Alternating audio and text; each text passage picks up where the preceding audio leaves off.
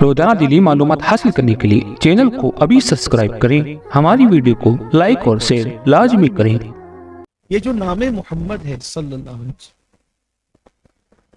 اس میں تاثیر بہت ہے۔ اللہ کے نام کے بعد اگر سب سے زیادہ تاثیر کسی نام میں ہے تو وہ نام محمد مصطفیٰ صلی اللہ علیہ وسلم۔ اس نام کا اثر یہ ہے کہ اگر مصیبت میں اس نام کو پڑھا جائے، حضور اکرم صلی اللہ علیہ وسلم کے اسم شریف کو اگر مصیبت میں پڑھا جائے تو مصیبتیں ختم ہو جائیں، بلائیں دور ہو جائیں، اور کوشش کی جائے کہ اس نام کو جب زبان پہ لایا جائے تو روا روی میں نہ لایا جائے بلکہ مکمل خشوع و خضوع کے ساتھ لایا جائے۔ جب حضور اکرم صلی اللہ علیہ وآلہ وسلم کا نام لیا جائے تو القاب اور آداب پر ہی اکتفا کیا جائے، لیکن جب اصل نام محمد الرسول اللہ کا لے، اصل نام محمد مصطفیٰ کریم صلی اللہ علیہ وآلہ وسلم کا لے تو پھر سراپا ادب ہو۔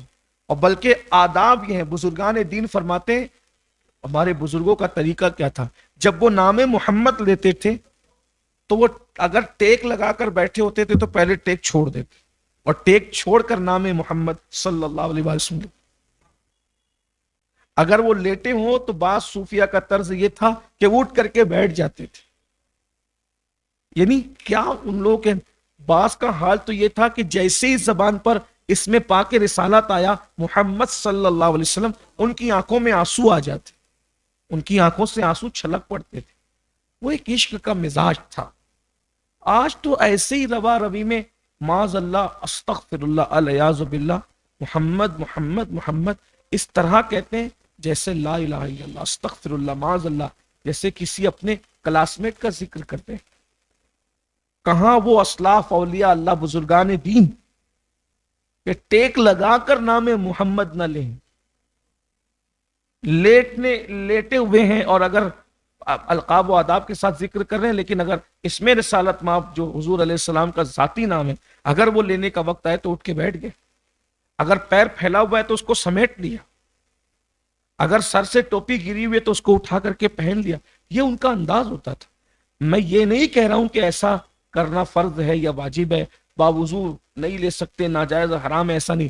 بعض چیزیں ناجائز و حرام نہیں ہوتی، جائز ہوتی ہے، لیکن عشق کے اپنے کچھ تقاضے ہوتے ہیں، محبتوں کے اپنے کچھ تقاضے ہوتے ہیں، ادب کے کچھ اپنے تقاضے ہوتے ہیں، اور جو جتنا ادب کرے گا اہل اللہ کا، اللہ تبارک و تعالیٰ ان کو اتنا نوازے۔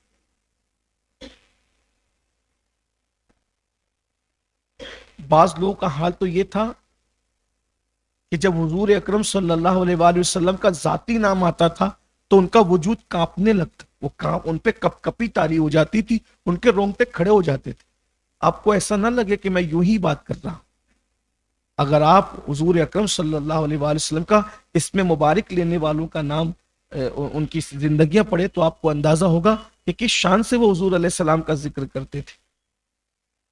بزرگوں کا یہ طریق تھا کہ کوئی مرتا تھا تو اس کے سینے پر انگلی سے نام محمد اس لیے لکھتے تھے تاکہ اس کے سینے پر انگلی کے اشارے سے حضور کا نام لکھیں گے تو یہ عذاب قبر سے محفوظ ہو جائے۔ حالانکہ اس میں ایسا کوئی حکم نہیں ہے۔ پھر میں نے کہا نا، بہت ساری چیزوں کا حکم نہیں ہوتا، لیکن عشق کے اپنے کچھ تقاضے ہوتے۔ بہت ساری چیزوں کا حکم نہیں۔ کچھ لوگ کہتے ہیں یہ کہاں لکھا ہے؟ یہ آج لکھے کی پیداوار بہت زیادہ ہو گئی، یہ کہاں لکھا ہے، یہ کہاں اچھا جب بتاؤ کہاں لکھا ہے تو بولتے کہ بخاری مسلم میں ہے، یعنی پورا دین سمٹ کر کے بخاری مسلم میں آ گیا ہے۔ حد ہے۔ لیکن اب چونکہ یہ منبر رسول ہے، یہاں سے کوئی غصہ گرمی تو کیا نہیں جا سکتا، دعوت و تبلیغ کی محفل ہے، حیرت ہے کہاں لکھا ہے؟ ہر چیز لکھی ہوتی ہے اور بخاری مسلم ہی سے چاہیے۔ تو اب ہم ان سے پوچھتے ہیں کہ یہ کہاں لکھا ہے کہ جو بخاری مسلم میں ہوگا اسی کو مانیں گے؟ ذرا اگر آپ اتنے ٹھیکیدار بنے ہوئے کہاں لکھا ہے تو ہمیں بھی تو یہ حق ہے پوچھنے کا کہ یہ کہاں لکھا ہے کہ پورا دین سمٹ کر کے بخاری مسلم میں آیا ہے۔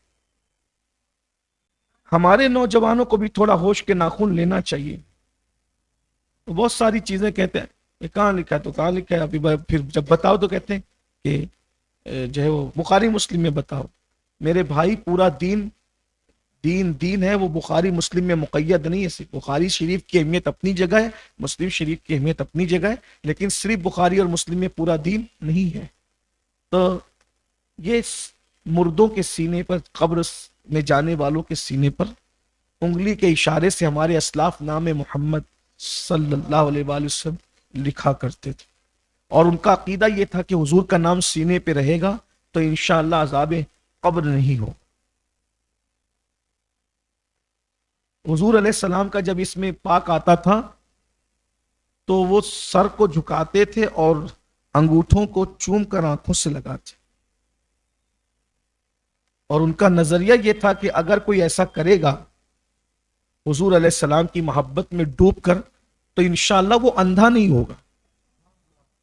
ایک شخص نے مجھ سے کہا کہ پھر یہ انگوٹھے چومنے والے چشمہ کیوں لگاتے؟ میں نے کہا وہ اندھا نہیں ہوگا. یہ نہیں کہا کہ اس کو چشمہ نہیں لگے. عجیب بات، عجیب بدبختی. میں نے کہا یار وہ اندھا ہو نہ ہو، اس کی اپنی نیت ہے، اس کے اپنے معاملات ہیں. اچھا اگر آپ یہ کہتے ہیں کہ انگوٹھا چومنے کے بارے میں سنیوں کا نظریہ یہ ہے کہ جو انگوٹھا چومے گا وہ اندھا نہیں ہوگا، لیکن چشمے تو تم کو لگ رہے ہیں. میں نے کہا چلیں بھائی ٹھیک ہے، اس پر تو کوئی قرآن حدیث نہیں ہے کہ وہ اندھا نہیں ہوگا، جو بھی معاملات ہیں اس اعتبار سے. لیکن قرآن میں تو یہ ضرور موجود ہے نا کہ جو نماز پڑھے گا اس کا چہرہ چمکے گا. سیماہم فی وجوہہم من اثر السجود. تو کتنوں کے چمک رہے بتاؤ؟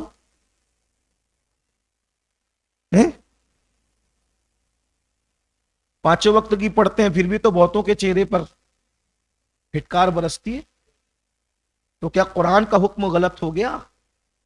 نماز کی تاثیر ختم ہو گئی؟ اس کا بھی مذاق اڑاؤ گے؟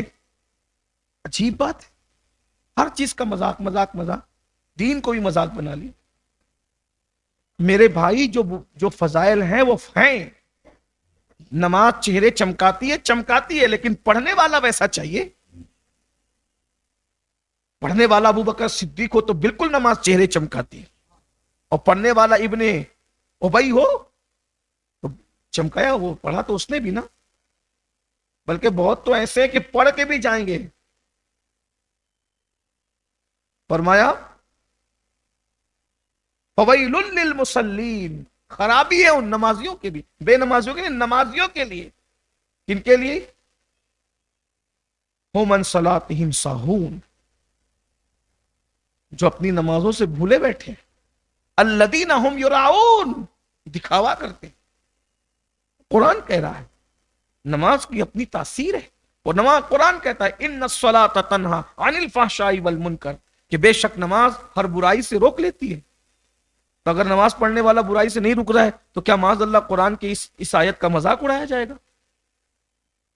اس میں معاذ اللہ کوئی شک کیا جائے گا؟ قرآن، نماز کی اپنی تاثیر ہے، قرآن صحیح کہہ رہا ہے، لیکن نماز پڑھنے والا ویسا چاہیے نا کہ وہ نماز جیسا اس کا حق ہے اس کے مطابق پڑھے گا. اس کی نماز اس کو برائیوں سے روک لے گی. اگر اس کی نماز اس کو برائیوں سے نہیں روک رہی ہے تو اس کا مطلب کہیں نہ کہیں اس کی نیت میں، اس کی نماز میں کہیں نہ کہیں کوئی کوتاہی ہے. اللہ کا فرمان سچ ہے، نماز کی تاثیر بھی سچ ہے. تو کہا کہ انگوٹھا چومنے سے کوئی اندھا نہیں ہوتا تو سنیوں کو چشمے کیوں لگتے ہیں؟ لو بھائی، ہر چیز کا مذاق کیوں اڑانا ہے؟